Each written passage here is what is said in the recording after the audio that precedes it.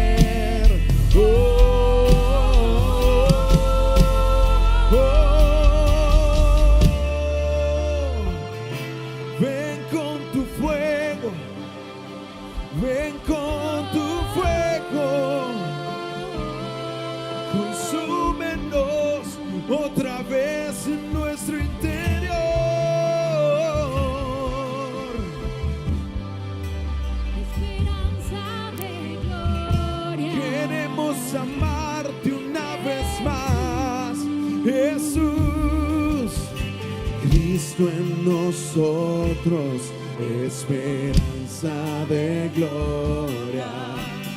Cristo en nosotros, esperanza de gloria. Cristo en nosotros, esperanza de gloria. Cristo en nosotros, esperanza de gloria. Cristo en nosotros, esperanza.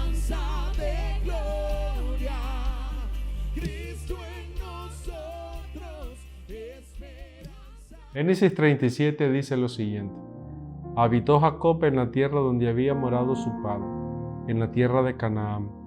Esta es la historia de la familia de Jacob. José, siendo de edad de 17 años, apacentaba las ovejas con sus hermanos, y el joven estaba con los hijos de Bilha y con los hijos de Silpa, mujeres de su padre, e informaba José a su padre la mala fama de ellos. Y amaba Israel a José más que a todos sus hijos, porque lo había tenido en su vejez, y le hizo una túnica de diversos colores. Viviendo sus hermanos que su padre lo amaba más que a todos sus hermanos, le aborrecían y no podían hablarle pacíficamente. Cuando leemos estos pasajes, podemos ver desde Génesis 37 cómo inicia la historia de José. La historia de José no comenzó en el palacio. La historia de José no comenzó revelando los sueños del faraón y siendo una respuesta para su pueblo. La historia de José comenzó en su casa, en ese ámbito de hogar, en ese ámbito íntimo, donde construimos nuestras relaciones más cercanas, más profundas. Es interesante ver cómo esta historia de José comienza en un plano familiar que no era del todo sencillo. Era un plano familiar muy complejo, porque dentro de su casa encontrábamos a un papá llamado Jacob que tenía un amor favorito por José, por encima de sus hermanos. Y esto despertaba la envidia, esto despertaba en sus hermanos el aborrecer a José. Esa palabra aborrecer, literalmente ellos miraban a José como un enemigo. Pero lo que me llama también la atención es lo que dice también estos primeros versículos, cuando dice que entre José y sus hermanos ni siquiera podían hablar pacíficamente.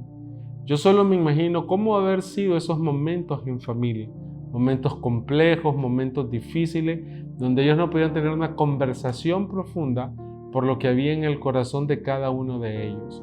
Ese es el entorno donde comienza la vida de José. Y yo quisiera rescatar algunas cosas importantes de esto, porque muchas veces nosotros pensamos en la gloria de un hombre, en los méritos de un hombre, en lo que ha alcanzado un hombre, pero necesitamos conocer su historia. Y mucha de nuestra historia comienza en casa. Si yo te preguntara ahí dónde está, cuál ha sido la historia de tu casa, cuál ha sido la historia de tu familia, cómo se ha ido construyendo lo que Dios quiere edificar en tu vida desde el plano familiar.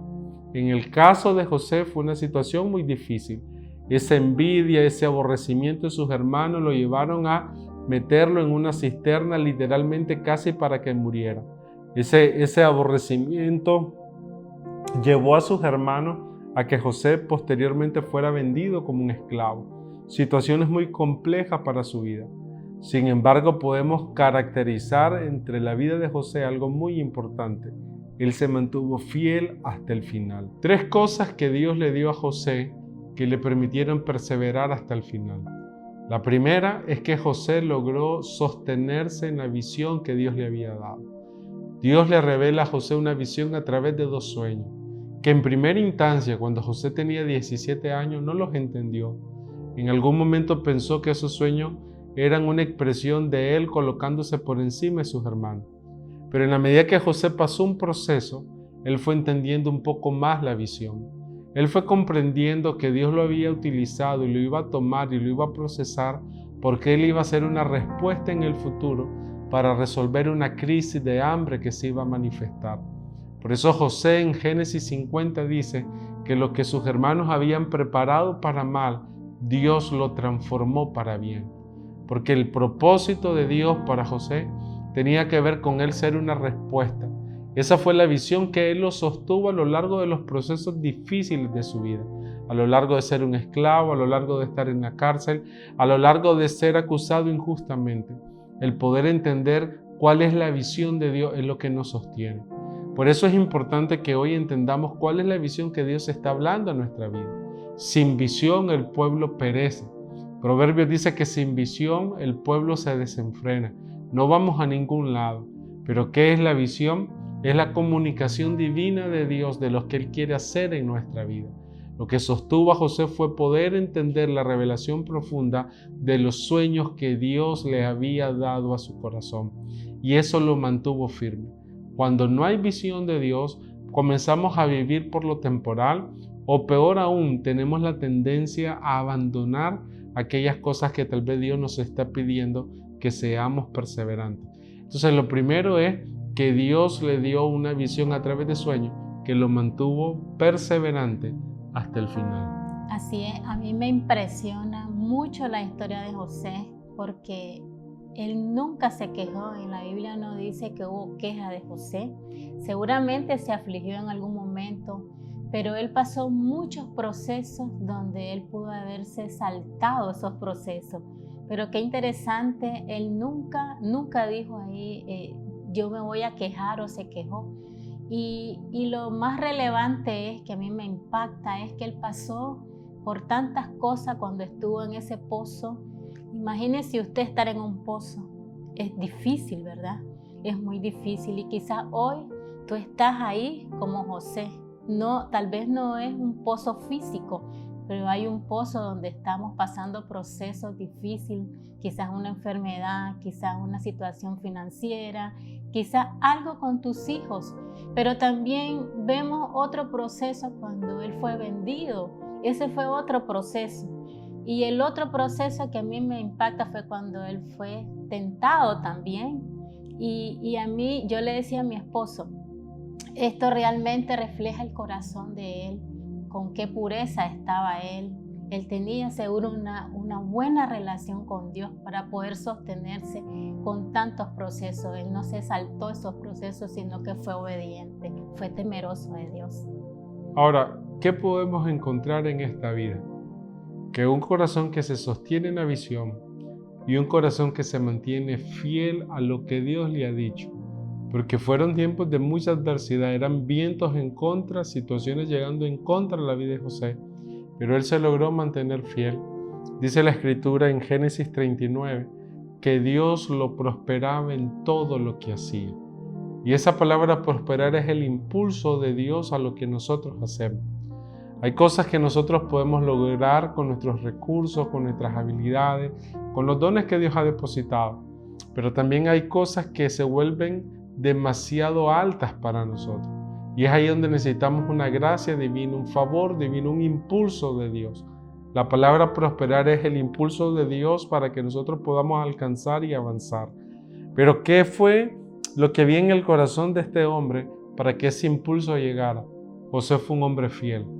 José se mantuvo fiel haciendo de forma diligente todo lo que se le asignaba.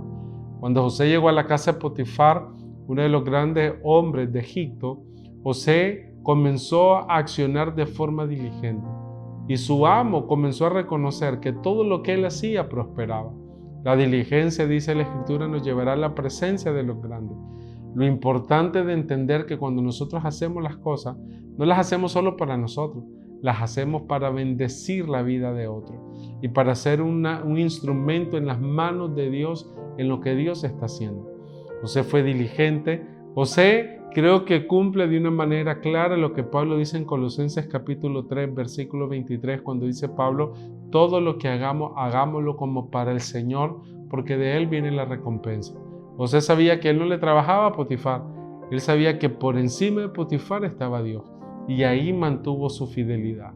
Pero la tercera característica es cuando habla de José, de que José fue un hombre que se mantuvo con un corazón temeroso de Dios. El temor de Dios no es miedo, el temor de Dios es un corazón reverente que considera a Dios en todas sus decisiones.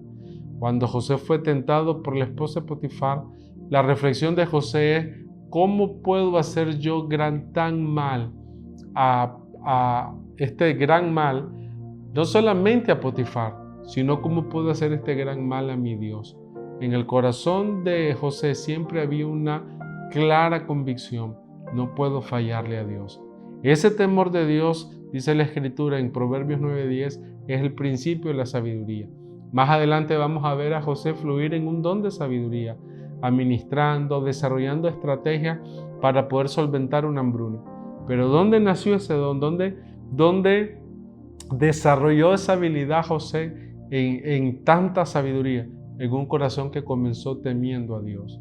Y estas fueron las cosas que sostuvieron a José. Lo que comenzó con situaciones difíciles desde la casa, desde el hogar, se fueron convirtiendo en situaciones que Dios utilizó para perfeccionar su carácter, para perdonar a sus hermanos, pero para que mañana Él fuera una puerta de entrada ante una gran crisis que su pueblo iba a vivir. Por eso yo quisiera terminar diciéndote esto. No importa cuál sea tu situación hoy, por muy difícil que sea, muy compleja que sea, te animo a que perseveres hasta el final. Te animo a que puedas ver la visión de Dios para tu vida. Dios se revela progresivamente. A veces nosotros queremos las cosas instantáneas, a veces nosotros queremos que las cosas sucedan de una sola vez, pero muchas veces hay procesos de Dios perfeccionando, preparando la provisión para que pueda ser manifestado lo que Él quiere hacer. Así que no desmayes, no te desanimes, mantente, como dice Hebreos capítulo 10, mantente paciente, firme, perseverante, haciendo la voluntad de Dios, porque entonces heredaremos las promesas. Y eso fue lo que sucedió con José.